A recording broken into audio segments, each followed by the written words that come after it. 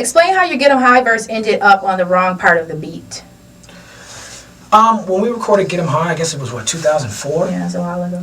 And Pro Tools was still a relatively new thing for engineers, and flying vocals around digitally through Pro Tools was something that people weren't proficient at. And I suppose when I sent my vocals from Norway or wherever I recorded my verse at to Kanye, to wherever he was at, whether it was his fault or my engineer's fault or his engineer's fault, I have no clue. Somehow, when he got it, it was placed in the wrong part of the beat. But he's a musical genius. Right. It was a beautiful mistake, and exactly. You know, it fit for him, and it didn't make sense to me the first few months because I knew how I laid it, and it sounded off to me.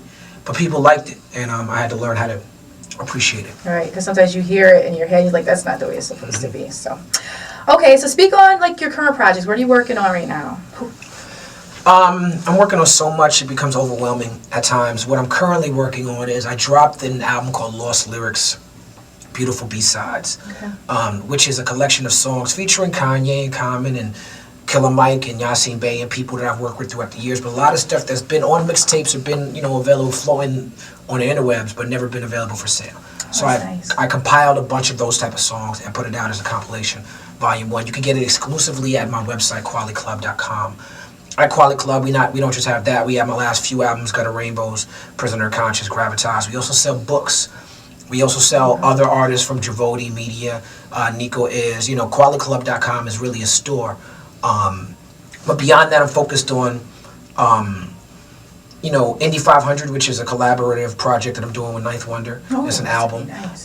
And it's going to feature artists from Jamla, which is his crew, and Javoti Media, which is my crew. And down with my crew is K'Valentine. I hope you can get an interview in with her. Oh, okay. But she's from Chicago, one of the most exciting MCs I've heard in a long time. She's on that album.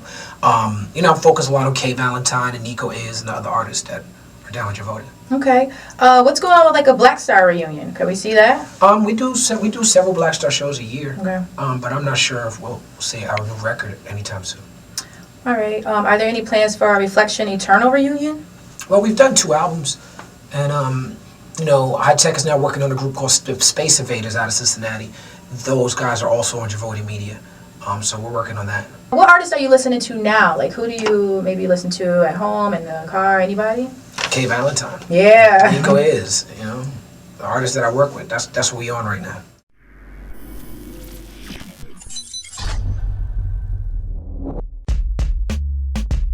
I just usually judge people by the tone that they use when they say it. So it's been used as both on a regular basis. So, it is what it is, though.